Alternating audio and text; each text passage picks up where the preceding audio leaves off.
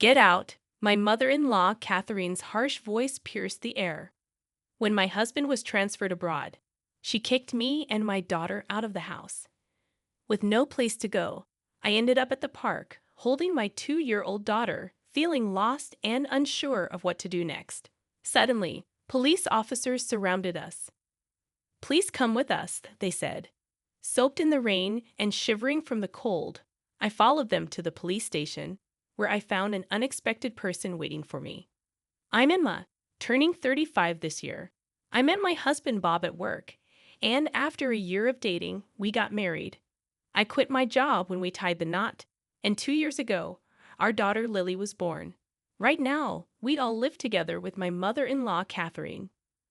We used to rent, but after Catherine's husband passed and her niece started acting up, we decided to buy a new apartment and live together. We thought about getting a house, but with Catherine's knee issues, we figured it'd be smarter to live where it's easy to get around. Buying an apartment was cheaper and had an elevator, which was a big help. Catherine liked the idea too, so we put money down and got a 35-year loan. Bob's job doesn't move us around much since we bought the place, but he still travels for work about once a week. With a 2-year-old, his trips stress me out. At first, Catherine pitched in with childcare, but now she's not much help. She leaves dishes dirty and utensils unwashed, which piles up extra work for me. When I ask her to help, she promises to do better but doesn't follow through. Oddly enough, she cleans up when Bob's around, and I just noticed that recently. At first, I didn't think much of it when Catherine occasionally rinsed the dishes, but now I see things differently. I suspect she's deliberately making things difficult for me, like when she offers to pick up things from the store, and then conveniently mentions afterward that she actually needed something. This happens a lot. I used to think Catherine's knee problems made moving hard for her, so I wanted to help out as much as possible. But now, my eagerness to assist is wearing thin. I considered talking to Bob about it, but he's already stressed from work, and I didn't want to add to his worries. Catherine's behavior started not long after we moved in together, and it's been going on for years. When I mentioned it to a friend, she said, "Sounds like she's bullying you. Why not talk to Bob? He might be able to help." But if I bring it up with Bob, Catherine, who doesn't have any other family, might end up in a care facility. So I thought maybe it's best to just tough it out. However, something happened one day that made me reconsider. That day, I had arranged to drop off Lily at my parents' house. They'd always loved having her over and often suggested I stay the night too. But I always worried about leaving Catherine alone. After a quick chat with my parents, I headed back to our apartment where Catherine was waiting. But when I got there, I realized I had forgotten the keys. At first, I panicked a bit, but then I remembered Catherine was home. I tried buzzing her through the intercom, but there was no answer.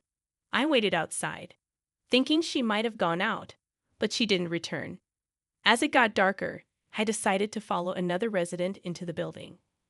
I was sure Catherine wouldn't be out so late, but when I buzzed our apartment again, there was still no response. I waited a while longer, but still nothing. Finally, I heard a faint sound from inside, confirming Catherine was home. I kept buzzing the intercom, but she wouldn't answer. Feeling defeated, I booked a room at a nearby motel for the night, planning to sort things out when Bob got back from his trip. I got locked out. I explained to Bob when he asked what happened. He was understandably upset, but Catherine just brushed it off, blaming her hearing and joking about getting old.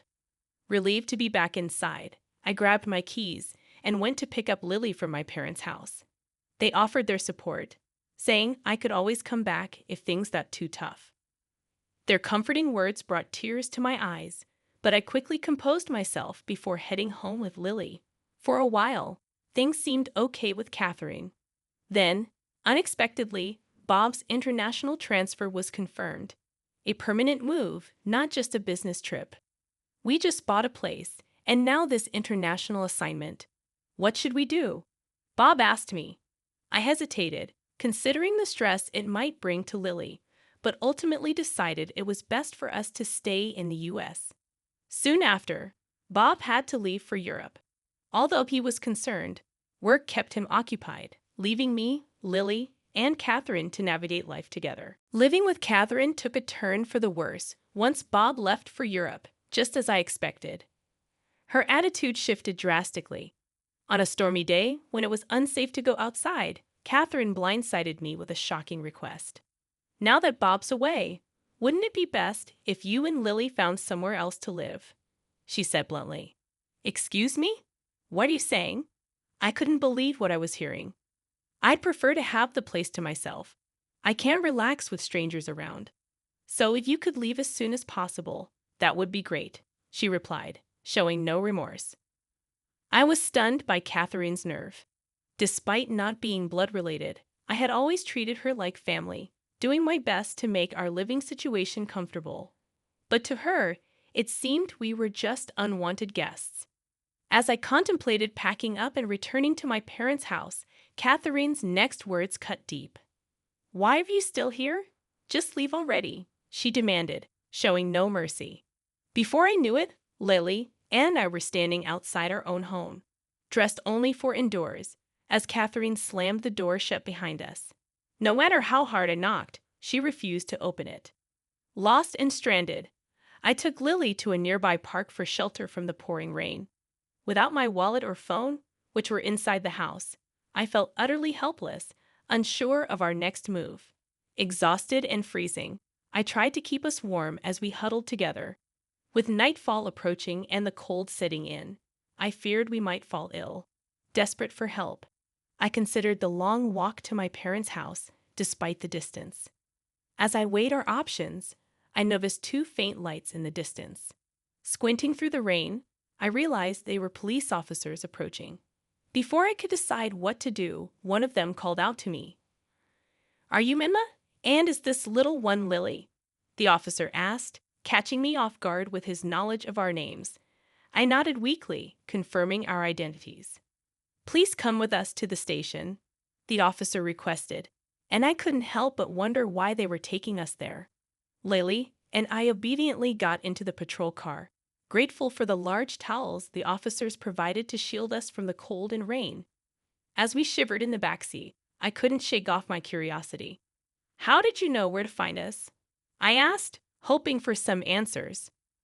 "We'll explain everything once we're back at the station," they assured me.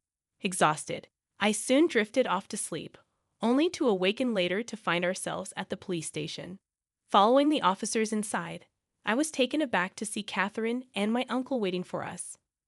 "Uncle, what are you doing here?" I asked in surprise.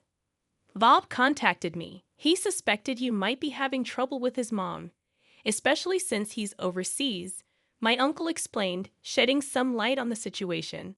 "He wanted me to keep an eye on things for him," my uncle explained.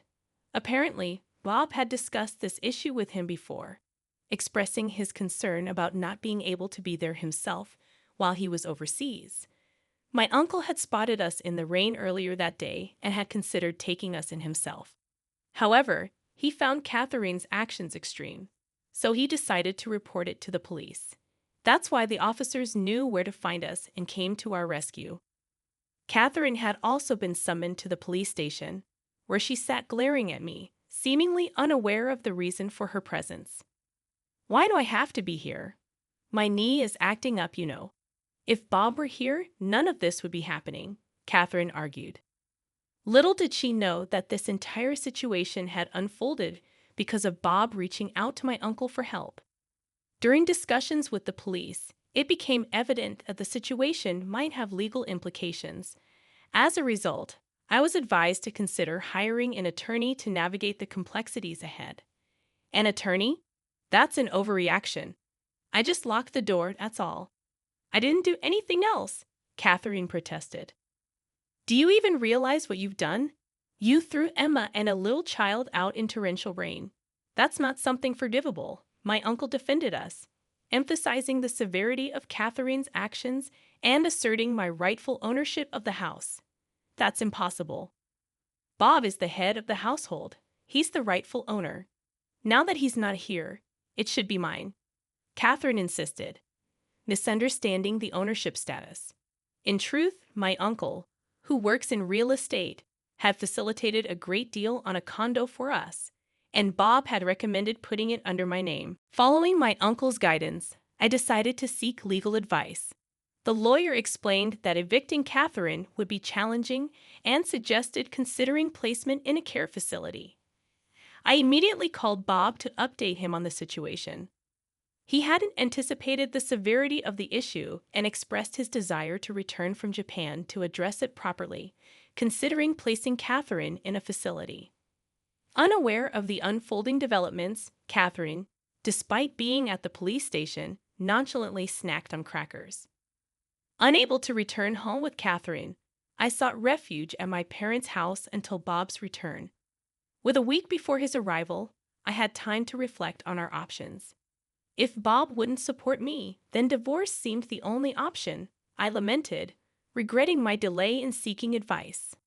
A week later, Bob returned from Europe, and I moved back home from my parents' place. However, his stay was brief as he needed to go back to Europe soon.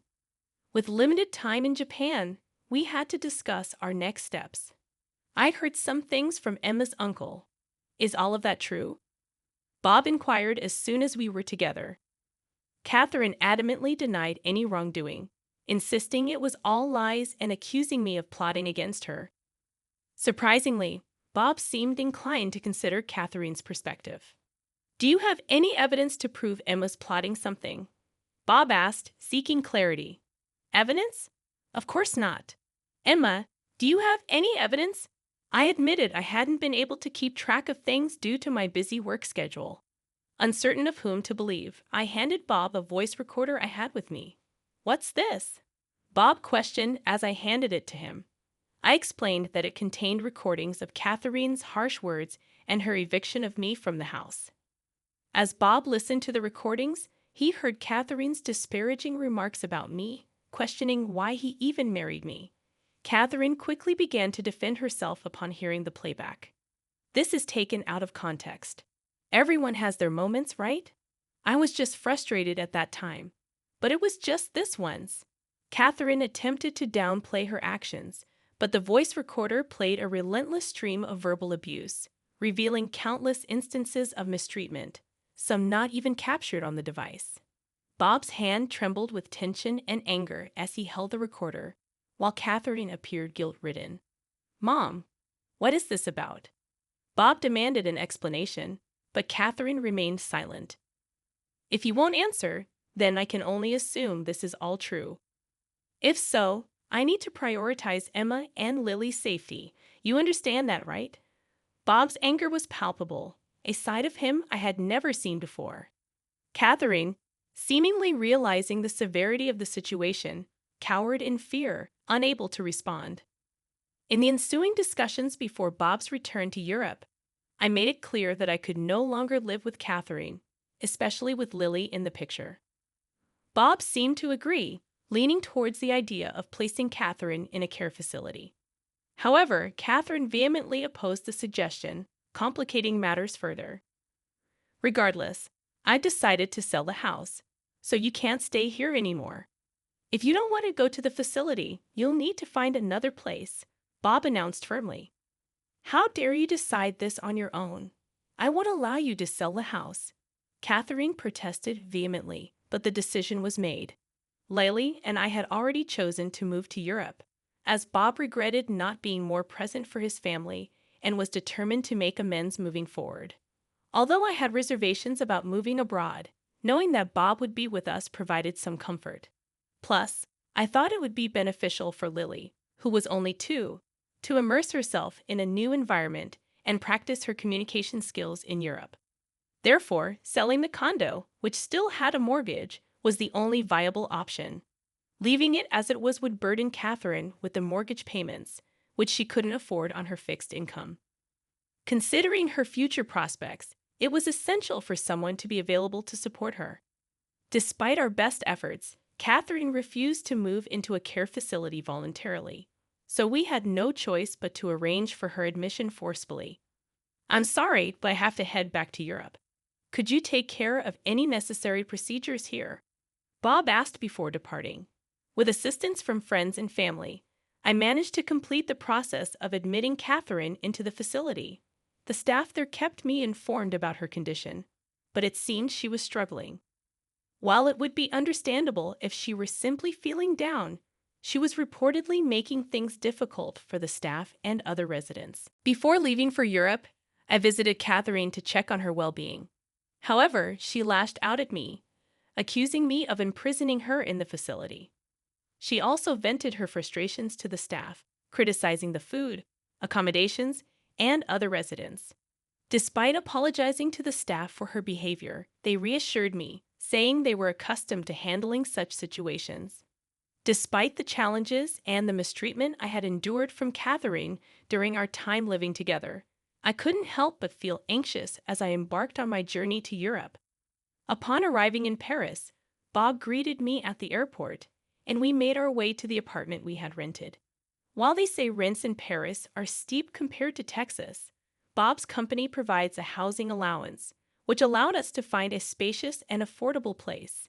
Our neighbors in the building have been incredibly welcoming, despite my limited fluency in French.